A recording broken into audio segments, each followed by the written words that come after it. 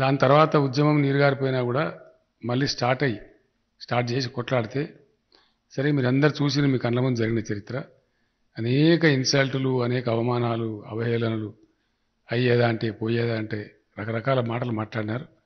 కానీ భగవంతుని దయ తెలంగాణ ప్రజల అదృష్టం చాలా గొప్పగా మన రాష్ట్రాన్ని సాధించుకున్నాం.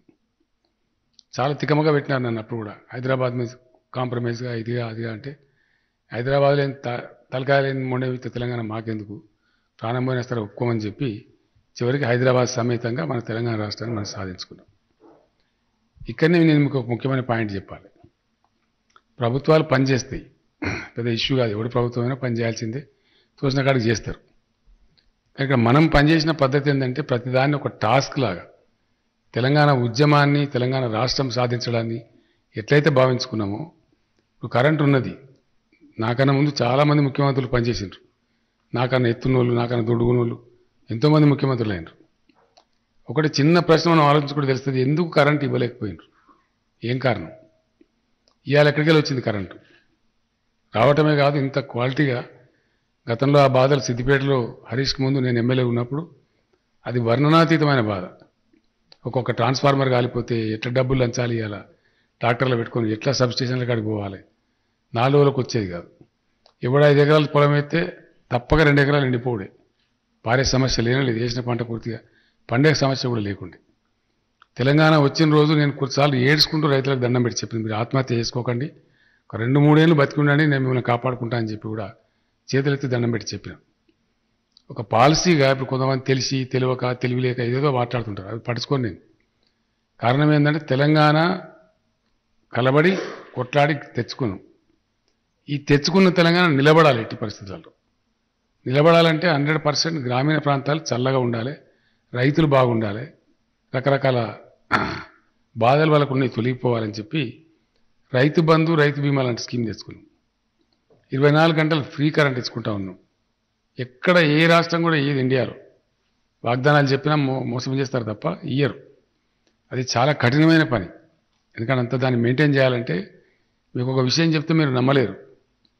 నేను ముఖ్యమంత్రి అయిన తర్వాత కరెంట్ ఆఫీసర్లందరినీ పిలిచి మాట్లాడుతూ వాళ్ళందరూ ఒకటే మాట నేను అడిగిన, మీరు అబద్ధాలు చెప్పొద్దు, రైతులకు నిజంగా కరెంటు మంచిగా ఇవ్వాలంటే ఇవ్వగలుగుతామా లేదా, దానికి ఎంత టైం పడుతుంది, డబ్బు ఎంతైనా పర్వాలేదు చెప్పండి అంటే, ఒక 5 రోజులు టైం ఇవ్వండి సార్, ఆలోచించుకొని చెప్తామన్నారు.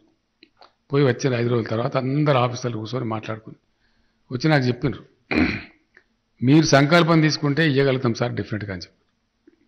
నేను ఇంత ఇవ్వగలిగి ఉండి ఇవ్వకపోతే ఇది పాపానికన్నా ఎక్కువ మహాపాపము. ఇవ్వగలుగుతామంటే డెఫినెట్గా ఇవ్వగలుగుతాం సార్, మీ సపోర్ట్ ఉంటే అంటే సరే మంచిదే. ఏమేమి కావాలంటే ఈ సబ్స్టేషన్ ఎట్లా చేయాలి, ట్రాన్స్ఫార్మర్ ఎట్లా చేయాలి, వాటి సంఖ్య పెంచాలి, అంత అసమతుల్యంగా ఉన్నది. 220 kV నుంచి 400 నుంచి 220 kV, 220 kV నుంచి 132 kV, అక్కడి నుంచి 33/11 kV, తర్వాత సాలినని ట్రాన్స్ఫార్మర్లు, ఇవన్నీ బాధల్ని ఈ డిస్ప్రపోర్షనేట్గా ఉన్నదాన్ని ప్రపోర్షనేట్ చేస్తే, సమతుల్యంగా చేస్తే మోటార్లు కాలకుండా ట్రాన్స్ఫార్మర్లు కాలకుండా ఇచ్చే పవర్ ఏదో క్వాలిటీగా ప్రజలకు అందుతుంది అని చెప్పిన వాళ్ళు. ఆ రోజు నిజంగా ఒక్కసారి యాడ్ చేసుకుంటే ఇప్పుడు కూడా భయం అవుతుంది. ఏ ఇంట్లో చూసినా కానీ జనరేటరు, ఇన్వర్టరు, కన్వర్టరు, స్టెబిలైజరు, లేకపోతే టీవీ కాలిపోతుంది, ఫ్రిడ్జ్ కాలిపోతుంది. చాలా భయంకరమైన పరిస్థితి మనమే అనుభవించినాం. హైదరాబాద్లోని షాపులకు పోతే ఫస్ట్ పెట్రోల్ కంపు, డీజిల్ కంపు, ఆ జనరేటర్ వాసన వచ్చేది. అంత దుర్మార్గంగా ఉండే. అపార్ట్మెంట్లలో ఉండేవాళ్ళు కూడా భయంకరమైన బిల్లులు కట్టలేక జనరేటర్లు పెట్టుకొని చాలా డబ్బులు ఖర్చు పెట్టేవాళ్ళు. అంటే దాని ద్వారా వచ్చిన దుష్పరిణామాలు చాలా ఉండేవి. దాన్ని ఒక 7-8 నెలల టైంలో చాలా వరకు బాగా చేసి అన్ని రంగాలకు ఇచ్చినాం, ఒక వ్యవసాయం తప్ప 24 గంటలు క్వాలిటీ కరెంట్ ఇచ్చినాం. ఈవెన్ ఇండస్ట్రీ కూడా ఇచ్చినాం. మొత్తం రైతులకు ఇచ్చే ముందు ఎలక్ట్రిసిటీ అధికారులు ఇట్లా గదగద వణుకుతున్నారు, ఈయనరా భయ్ ఏం కాదు అట్లుంటేనే మీకు మంచిగా ఉంటుంది అని. ఉన్న చిన్న కిటికీ ఏంటంటే ఈ 7 గంటలే వస్తుంది అంటే 7 గంటల టైంలోనే ప్రతి ఒక్కరు కరెంట్ వస్తుంది. ఆ స్టార్టర్లలో కట్టెలు పెట్టుడు, 3 ఫేజ్ లేకపోతే ఇంకోటి వేసి అది తమాషలు. అందరూ ఒకటేసారి పెడితేప్పటికీ ట్రాన్స్ఫార్మర్లు కాలిపోడు, మోటార్లు కాలిపోడు. నేను చెప్పాను మీరు అంతా భయపడే అవసరం లేదా, 24 గంటలు ఉన్నట్టయితే నా ఇష్టంలో నేను పెట్టుకుంటా, ఇంకోటి ఇష్టం ఎవరికి వీలుని బట్టి వాళ్ళు పెట్టుకుంటారు. ఒక ఆయన భువనగిరి పోయి పెట్టుకుంటాడు, ఒక ఆయన పెట్టుకొని భువనగిరి పోతాడు. ఒకటేసారి అందరూ పెట్టరు, వాళ్ళ వీలుని బట్టి పెట్టుకుంటారు. ఉంటుంది అనే భరోసా ఉంటే ఆరాంగా చేసుకుంటారు. మీరు అంత పరిశాన్ కాకుండా చెప్తే ఇచ్చిండ్రు. ఇప్పుడు రైతులు నడితే ఏం చెప్తున్నారు 3 గంటలు ఇస్తారంటే 3 గంటలు ఏడవుతారని నాకు అర్థంగా తిడుతున్నారు ఇష్టం వచ్చినట్టు 24 గంటలు ఉంటే ఎవరికి వీలినట్టు వాడు పెట్టుకుంటాడు నడుస్తుంది బతుకుతాం కానీ అది ఎట్లా సాధ్యమైందనే మాట వస్తుంది అప్పుడు రైతులు కూడా అన్నారు స్టార్టింగ్లో నాతో ఏమన్నారంటే సార్ 24 గంటలు సాయంత్రం ఉన్న భూగర్భం నీళ్ళు ఎత్తిపోతాయేమో అది కూడా పరిస్థితి అవుతుందేమో అర్థం కాక దానికి సంబంధించి మనం ఏం చేసినామంటే మిషన్ కాకతీయ చేసుకొని ఆ రోజు కాకతీయ రెడ్డి రాజులు పుణ్యం కట్టుకుని మనకు తవ్వించారు చెరువులు ఆంధ్రప్రదేశ్లో చాలా ఆగమైపోయినాయి అవి మళ్ళీ 46,000 చెరువులు మిగిలితే ప్రతి ఒక్క చెరువును కూడా మంచిగా చేసి దాని సామర్థ్యం పెంచుకున్నాం అయితే ఆ రోజు జరిగింది ఏంటంటే అధికారులు వచ్చిన తర్వాత లాస్ట్ 2 పాయింట్లు అడిగారు నన్ను ఇవన్నీ విషయాలు చెప్పి సార్ ఇంకొక 2 చేస్తే తప్పక బాగుంటుంది ఏంది సార్ మాకు కరెంటు అప్పుడప్పుడు ఇట్లా ఫ్లక్చువేట్ అవుతుంటుంది అది 50 సైకిల్స్ మీద నడవాలి కిందికి వచ్చినా కానీ దెబ్బ కొడుతుంది గ్రిడ్ కొలాప్స్ అవుతుంది ఎక్కువ వచ్చినా కూడా గ్రిడ్ కొలాప్స్ అవుతుంది కాబట్టి అప్పుడప్పుడు ఎమర్జెన్సీలో మేము ఒక 50 మెగావాట్లో 100 మెగావాట్లో కొనాల్సి ఉంటుంది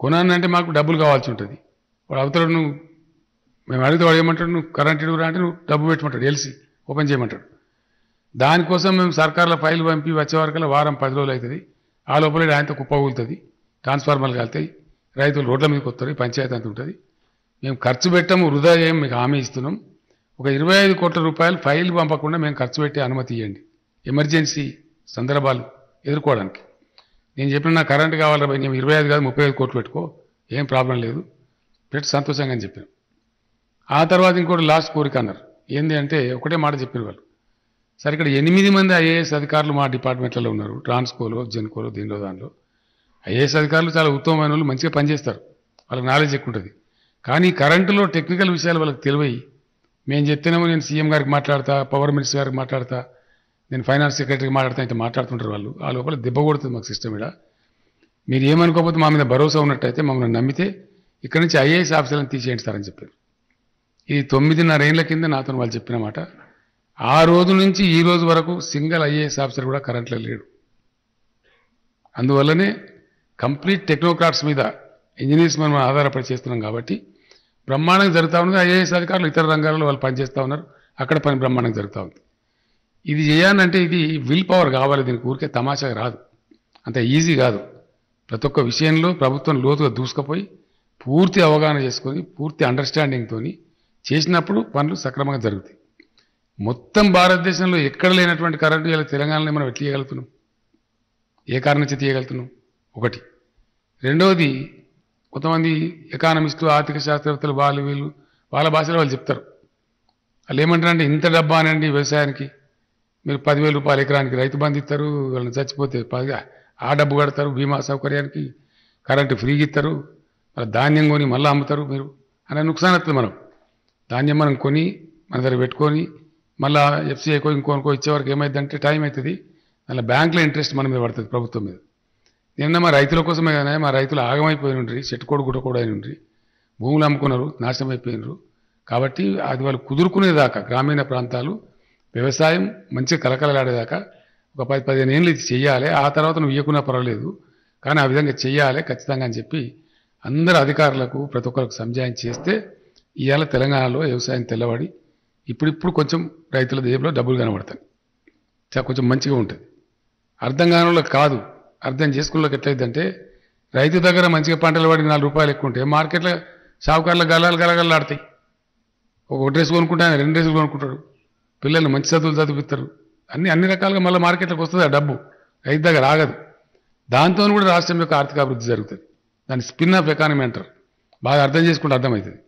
అట్లా మన రాష్ట్ర ఆర్థిక పరిస్థితి కూడా ఇలా ఇండియాలో మనం నంబర్ 1 అయినాం తలసరి ఆదాయంలో ఊరికే ఓలే ఈ వ్యవసాయంలో పెట్టిన పెట్టుబడి కూడా మనకు రిటర్న్ వచ్చింది మళ్ళీ రిటర్న్ వస్తూనే ఉన్నది 80,000 కోట్లు పెట్టి కాళేశ్వరం ప్రాజెక్ట్ కడితే ఎప్పుడో తీరిపోయింది దాని బాకీ పంటలు పండేది ఒక్కొక్కసారి పండితే 3 కోట్ల టన్నులు పండుతుంది ఉసుకమన్నట్టే పండుతుంది వడ్లు మీరందరూ కూడా చూస్తారు నేను హెలికాప్టర్ మీద అక్కడ ఇక్కడ వదిలి ఆ కాలాల సమయంలో ఎక్కడ చూసినా కానీ ఆ టార్పాలిన్ పేపర్లు వడ్ల కుప్పలు డాంబర్ రోడ్లు అన్నీ ఆక్రమించేస్తారు సగం డాంబర్ రోడ్డే ఉంటుంది మనం పోవడానికి అంత బ్రహ్మాండంగా పంట పండుతుంది దాన్ని చూసి చాలా సంతోషం అనిపిస్తుంది గుండెలు ఉప్పొంగుతాయి ఎస్ ఈ దీనికోసమే తెలంగాణ తెచ్చుకున్నాము అనే ఒక సిస్టంలో నేను మనోళ్ళు అక్కడ అంటే కూడా నేనంటే మరి మీరు ఎందుకు తెచ్చారు తెలంగాణ నాకు అర్థం కాదు ఎక్కడ వదిలిపెట్టరు ఎక్కడ కూడా వాగులలో వదిలిపెట్టరు ఇలా మనం చెక్ డ్యాములు కట్టుకున్నాం ఆ ట్రిక్ మనకు తెలుస్తుంది, వేరే ఏమని తెలియదు, ఈవెన్ అధికారులకు కూడా తెలియదు.